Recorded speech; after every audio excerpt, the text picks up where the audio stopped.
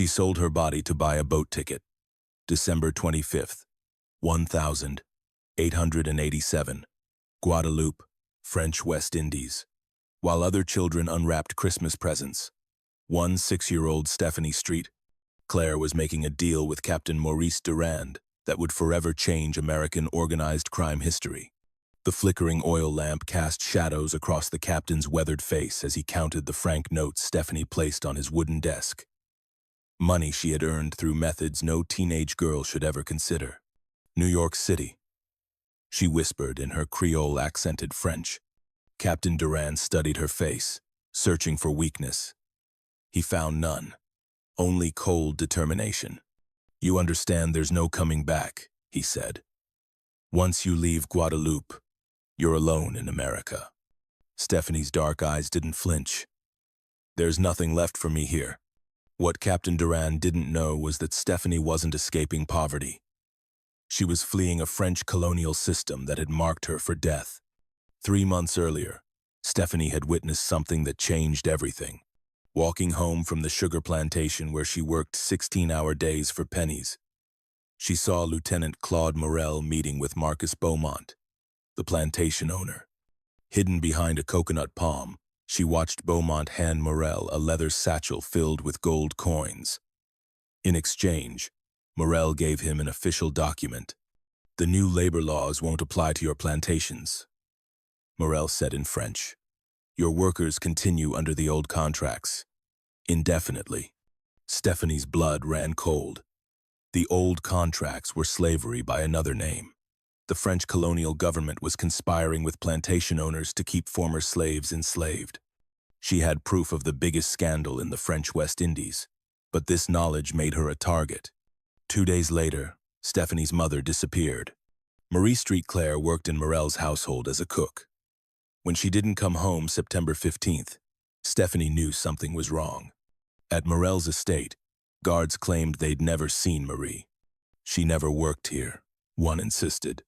But Stephanie knew the truth. Her mother had overheard something she shouldn't have. In French colonial Guadeloupe, that got you killed. An elderly worker named Celeste warned her. "Stop looking. Some people disappear because they know too much." Stephanie understood. Her mother was murdered to keep French colonial secrets safe. But now Stephanie knew exactly why. 3 weeks later, Stephanie discovered she was next. October 7th, 1887. Walking home from the plantation, she noticed 2 men following her.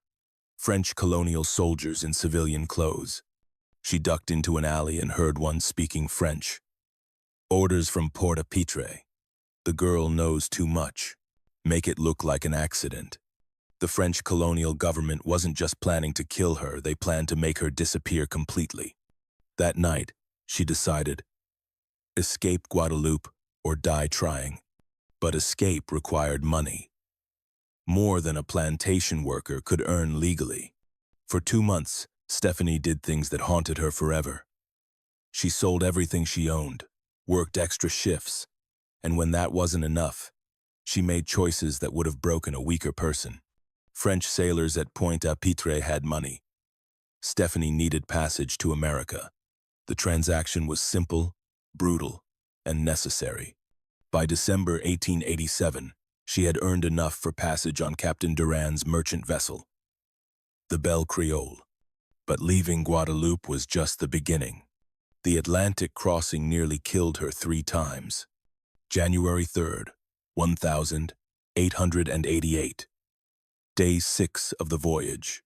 Stephanie lay in the ship's cargo hold, burning with fever, her body racked with dysentery from the contaminated water and spoiled food that was all Captain Durand provided for passengers who weren't French. She was one of 47 people crammed into a space designed for cargo, not humans. Men, women, and children from across the French West Indies, all fleeing different versions of the same colonial nightmare. But dysentery was just the first attempt on her life. January 9th, day 12. Storm. The Belle Creole was caught in an Atlantic tempest that lasted 18 hours. Waves crashed over the deck, flooding the cargo hold with seawater. Stephanie spent the night clinging to a wooden support beam, watching two elderly passengers drown in the rising water. When the storm passed, Captain Durand ordered the survivors to throw the bodies overboard. No ceremony, no prayers, just meat for the sharks. "Welcome to the Atlantic," Durand told them. "It doesn't care about your problems." January 18th, day 21. The third attempt came from human hands. Jean-Baptiste Morin was the ship's first mate, a thick-necked Frenchman who had decided that Stephanie belonged to him for the duration of the voyage. She had avoided him for 3 weeks, sleeping surrounded by other passengers, never venturing onto the deck alone. But eventually, everyone had to use the ship's primitive toilet facilities. Morin cornered her near the ship's rail, his hands reaching for her dress. "You paid for passage with your body," he whispered in French. "Now you pay me the same way." Stephanie's response revealed something about her character that would define the rest of her life. She didn't scream. She didn't beg. She didn't submit. She grabbed a wooden belaying pin from the ship's rigging and smashed it across Morin's skull with enough force to drop him unconscious to the deck. When Captain Durand found his first mate bleeding, Stephanie told him exactly what had happened. "Your man tried to rape me," she said in perfect French. "I stopped him. Next time, I'll kill him." Durand looked at the unconscious Morin, then at the fierce 16-year-old girl who had just proven she was more dangerous than a grown man. "Morin won't bother you again," Durand said quietly. "But you've made an enemy. Watch your back." Stephanie spent the rest of the voyage sleeping with the belaying pin in her hand, knowing that survival meant being willing to kill anyone who threatened her. That lesson would serve her well in New York. February 2nd, 1888. After 34 days at sea, the Belle Creole docked at New York Harbor. Stephanie Street. Claire stepped onto American soil with nothing but the clothes on her back and a heart full of rage at the world that had tried to destroy her. But America in 1888 wasn't the promised land she had imagined. Within hours of arrival, Stephanie discovered that America had its own plans for young Caribbean women. The immigration officials at Castle Garden processed her paperwork with the mechanical efficiency of men who had seen thousands of desperate people arrive with nothing. Name: Stephanie Street Clair. Age: 16. Origin: French West Indies. Sponsor: none. Destination: none. Money: $7.43. "You can't just wander around New York," the immigration officer told her in broken French. "You need employment, housing, someone to vouch for you." He handed her a card. "Mrs. Patterson runs a boarding house for young women. She'll give you a bed and help you find work." What the immigration officer didn't mention was what kind of work Mrs. Patterson specialized in. The boarding house at 47 Cherry Street was a 4-story wooden building that looked respectable from the outside. Clean windows, painted shutters, a hand-carved sign that read, "Respectable lodging for ladies." Mrs. Catherine Patterson was a thin, severe-looking woman in her 50s who greeted Stephanie at the door with a smile that didn't reach her eyes. "Fresh from the islands," Mrs. Patterson observed, looking Stephanie up and down like she was evaluating livestock. "You're pretty enough. The gentleman will like you." Stephanie didn't understand what Mrs. Patterson meant until her first night in the boarding house. The ladies who lived there weren't seamstresses or shop girls. They were prostitutes, and Mrs. Patterson was their madam. The boarding house was a brothel, and Stephanie had just been recruited. "You owe me $5 for your first week's rent, Mrs. Patterson explained, plus $3 for meals, $2 for laundry, and $1 for miscellaneous expenses. That's $11 total." Stephanie had $7.43 to her name. "Don't worry," Mrs. Patterson continued. "I'll advance you the difference. You can work it off upstairs. My girls charge $2 per gentleman. You keep 50 cents, I keep the rest. Simple mathematics." Stephanie realized she had escaped French colonial slavery only to fall into American sexual slavery. But Stephanie Street Clair had not survived Guadeloupe, the Atlantic crossing, and 34 days of hell to become someone's property in New York. That night, while Mrs. Patterson slept, Stephanie slipped out of the boarding house and into the frozen streets of Manhattan. She had no money, no warm clothes, and no idea where to go. But she had something more valuable than any of those things. She had the absolute certainty that she would never again allow someone else to control her life. February 3rd, 1888. Stephanie spent her first night in New York sleeping in a doorway on Mulberry Street, shivering in her thin Caribbean dress, watching her breath turn to ice crystals in the frigid air. But even as she froze, her mind was working, calculating, planning. She had observed something important about Mrs. Patterson's operation. The women who worked there weren't slaves, they were employees trapped by debt. Mrs. Patterson controlled them through money, not violence, which meant money was power, which meant Stephanie needed to find a way to acquire money. Legally or illegally, it didn't matter. What mattered was never being vulnerable again. Over the next 3 days, Stephanie learned to navigate the brutal economics of survival in 1888 New York. She discovered that a teenage girl with no family, no connections, and no legal status had exactly 3 options: prostitution, factory work, or crime. Prostitution was out. She had already decided she would never again sell her body for survival. Factory work paid 8 cents per hour for 16-hour days in conditions that killed workers regularly. At that rate, she would never earn enough to truly escape poverty, which left crime. But Stephanie was too smart for petty theft. Pickpocketing might earn her a few dollars, but it would also earn her a prison sentence if she got caught. She needed something bigger, more sophisticated, more sustainable. February 7th, 1888. Walking through the Lower East Side, searching for food scraps in restaurant garbage bins, Stephanie overheard a conversation that changed everything. 2 men were arguing outside a saloon on Hester Street. One was a well-dressed Italian man in his 30s. The other was a nervous-looking Irish dock worker. "You lost?" the Italian man said. "How do you lose?" "It's numbers, Patty. 3 numbers. How hard is that to remember?" The dock worker was sweating despite the cold. "I wrote them down, Mr. Torino. I swear I wrote them down. But the paper got wet, and now my money's gone," Torino interrupted. $500. Stephanie pressed herself against the brick wall, listening intently. They were talking about some kind of betting operation. Numbers. Money. Lots of money. "Please, Mr. Torino," the dock worker begged.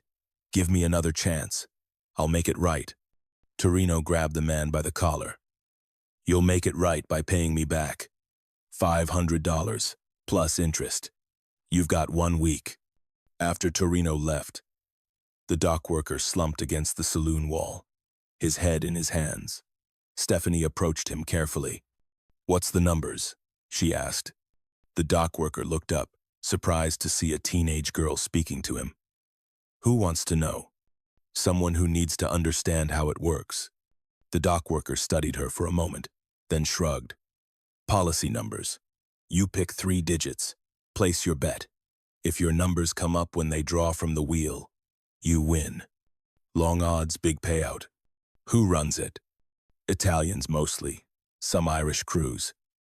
It's illegal, but everybody plays. Poor folks looking for a miracle, you know." Stephanie nodded. She understood perfectly. Poor people would gamble their last penny on the chance of escape. It was hope disguised as mathematics. But more importantly, she understood that whoever controlled those numbers controlled an enormous amount of money. Within 6 months, Stephanie had infiltrated the numbers racket. But she didn't start as a player, she started as a counter. Her opportunity came in March 1888. when she discovered that most of the numbers runners couldn't read well enough to keep accurate records. Giovanni Torino operated his policy bank out of the back room of a barbershop on Mott Street. His runners collected bets from all over the Lower East Side, then brought the money and betting slips back to headquarters every evening. The problem was that at least half of his runners were illiterate. They relied on memory and crude symbols to track bets, which led to constant disputes, lost money, and angry customers.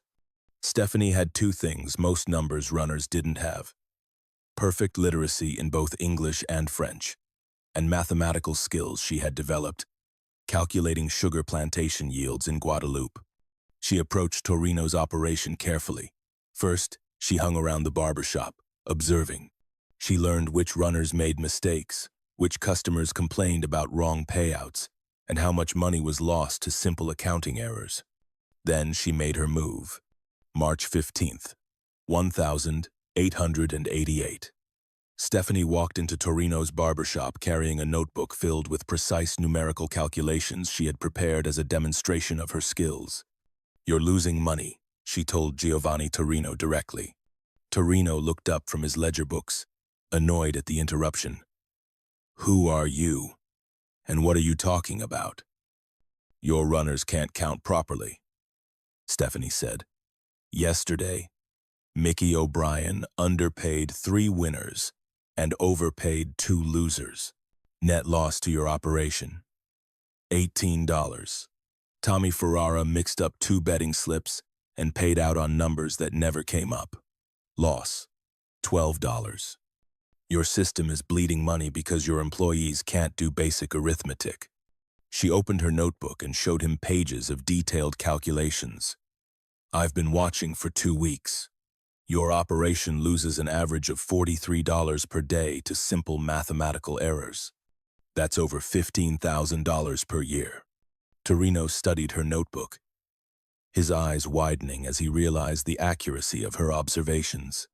"You can count," he said. It wasn't a question. "I can count, read, write, and calculate percentages in my head," Stephanie replied. "I can tell you exactly how much money each runner should collect, how much each winner should receive, and how much profit your operation should generate every day." Torino was impressed despite himself. "What do you want?"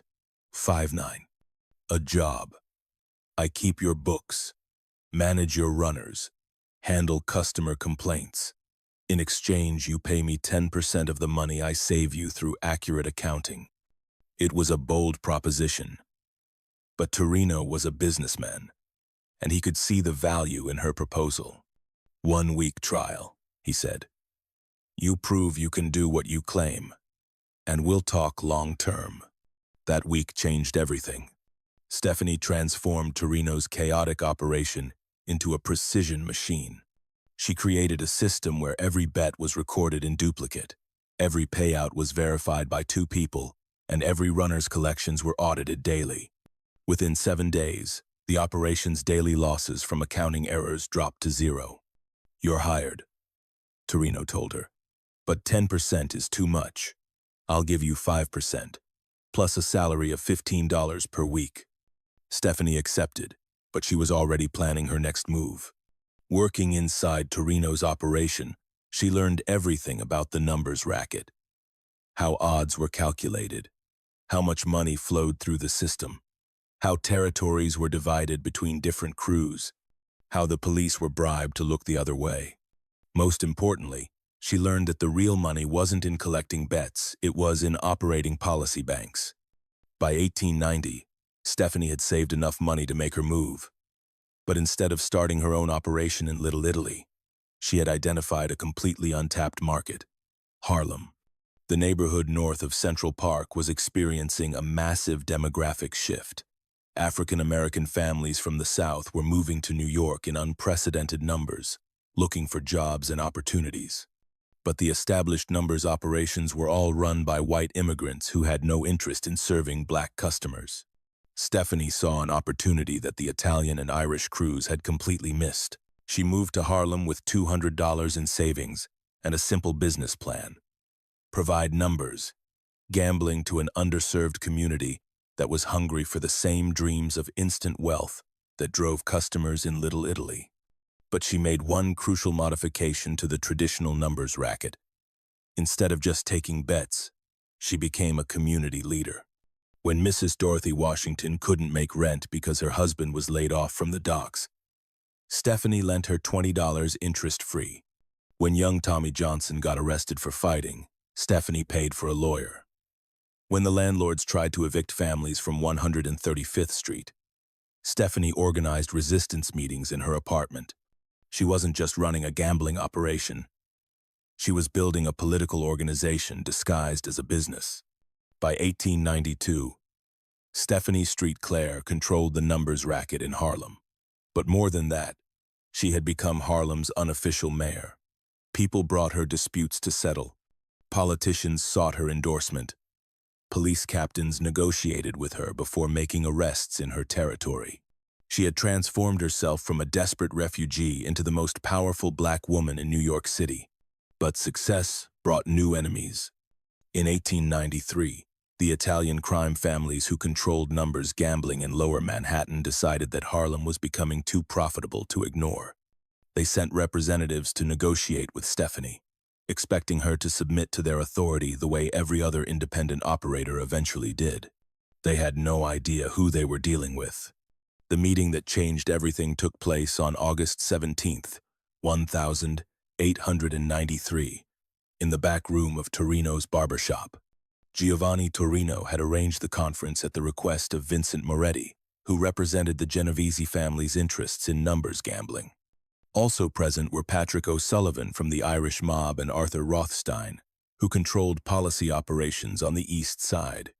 Stephanie arrived alone, wearing a simple black dress and carrying a leather briefcase. "Mrs. Street Clair," Torino began, "these gentlemen have a proposition for you." Moretti leaned forward. "Harlem is making good money, too good to operate independently. We're prepared to offer you a partnership. You keep running day-to-day operations. We provide protection and backing. You keep 30% of profits. We take 70. It was the same deal they offered every small operator: submit or be destroyed. Stephanie listened without expression, then opened her briefcase and removed a thick folder. "Gentlemen," she said in perfect English with just a trace of her Creole accent, "I appreciate your interest in my business. But before we discuss partnerships, let me share some information you might find interesting." She placed photographs on the table, images of Moretti meeting with Police Captain Brady outside City Hall, pictures of O'Sullivan handing envelopes to Municipal Judge Patterson, documentation of payoffs, bribery, and corruption that would destroy all of their operations if it reached the newspapers. "I've been operating in Harlem for 3 years, Stephanie continued. During that time, I've made it my business to understand how this city really works. Knowledge is power, gentlemen. And I have more knowledge than all of you combined." The room went dead silent. "Now," Stephanie said, "let me make you a counter-proposal. You leave Harlem alone. I leave your operations alone. Everyone stays in their own territory, and everyone makes money. But if any of you decide to move against me, all of this information goes to the New York World newspaper immediately." Moretti's face flushed red. "You're threatening us?" "I'm offering you a choice," Stephanie replied calmly. "Cooperation or destruction. The decision is yours." She stood up, closed her briefcase, and walked toward the door. "Oh," she added, turning back, "and if anything happens to me, an accident, a robbery, anything at all, my lawyer has instructions to release everything to the press immediately. I learned that lesson in Guadeloupe. Always have insurance." Stephanie Street Clair walked out of that room having accomplished something no other independent numbers operator had ever achieved. She had made the major crime families back down through intelligence, rather than violence. From that day forward, Harlem belonged to her. Over the next decade, Stephanie expanded her empire while maintaining her role as Harlem's protector. She funded scholarships for young people, provided loans for black-owned businesses, and organized political campaigns for candidates who supported civil rights. But she never forgot the lessons she had learned during her dark journey from Guadeloupe. Trust no one completely. Always have leverage. Never let anyone control your life. In 1902, she met a young enforcer named Ellsworth Johnson, later known as Bumpy Johnson, and began training him to be her successor. She taught him everything she had learned about power, survival, and the art of controlling territory through intelligence rather than brutality. By 1920, Stephanie Street Clair was known throughout Harlem as Madam Queen, the most powerful crime boss in Upper Manhattan. She had survived French colonial oppression, Atlantic crossing, sexual predators, rival gang leaders, and corrupt police. But she had done more than just survive. She had transformed herself from a desperate 16-year-old refugee into a legend. The newspapers called her the Queen of Policy. The police called her untouchable. The Italian crime families called her dangerous. But Stephanie Street Clair knew what she really was. A woman who had refused to let the world destroy her, no matter what it cost. Her escape from Guadeloupe had been just the beginning. Her real victory was what she built in America, an empire founded not on violence, but on intelligence, loyalty, and the absolute refusal to submit to anyone's authority but her own. In 1969, 46 years after her death, civil rights leaders would study her methods and realize something remarkable. Stephanie Street Clair hadn't just run a numbers racket. She had created the first successful black political organization in New York City history. She had proven that a teenage girl from the French West Indies could escape colonialism, survive America's brutal immigration system, and build something that outlasted every enemy who tried to destroy her. The dark journey from Guadeloupe to New York had forged more than just a crime boss. It had forged a revolutionary who used illegal gambling to fund black empowerment decades before anyone used those words. Stephanie Street Clair died in 1969, taking her secrets with her. But her legacy lived on in every person who refused to accept that poverty, racism, or colonial oppression had the final word in their life story. She had escaped more than just Guadeloupe. She had escaped the limitations that the world tried to place on a young black woman, with nothing but intelligence and determination. And in doing so, she had proven that sometimes the darkest journeys lead to the brightest destinations. The 16-year-old girl who sold her body to buy a boat ticket became the woman who built an empire on her own terms. Her story proves that survival isn't just about enduring, it's about transforming pain into power, trauma into triumph, and desperation into determination. From the sugar plantations of Guadeloupe to the mean streets of New York, Stephanie Street Clair's journey was more than just an escape. It was a revolution. And revolutions, once they start, never really end.